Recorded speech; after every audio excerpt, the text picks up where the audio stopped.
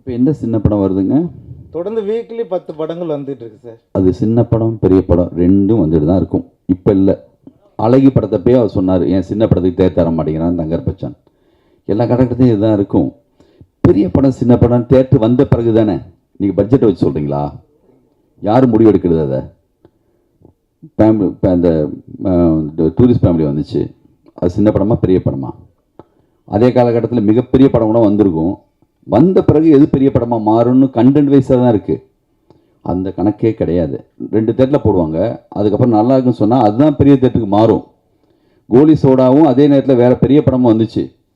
கோலி சோடாவை வந்து தேட்டரே தரமாட்டேன்ட்டாங்க. ஃபஸ்ட் சத்யம் தேட்டரில் சின்ன தேட்டரில் போட்டோம். ஒரு வாரம் கழிச்சு அந்த பெரிய படம் சொன்னப்பட்ட படம் சின்ன தேட்டருக்கு வந்துச்சு, நம்ம படம் பெரிய தேட்டருக்கு போச்சு. சதுரங்க வெடி கூட அப்படி தான். அதனால் வந்து என்னென்னா, சின்ன படம் பெரிய படங்கிறது தேட்டருக்கு வந்ததுக்கு பிறகு தான். ஒரு ஷோ ஒரு தேட்டரில் ஓடினா கூட அவன் தெரிஞ்சிடும், சார் அந்த படம் ஃபுல்லாக தான் சார், நம்ம தேட்டருக்கு மாற்றிக்கலாமா அப்படி மாற்றிடுவாங்க. லோக்கான ஒரு படம் மலையாளத்துலேருந்து ஒரு போஸ்ட் கூட கிடையாது, எந்த விளம்பரமும் இல்லை, யார் இருக்கா ஹீரோ?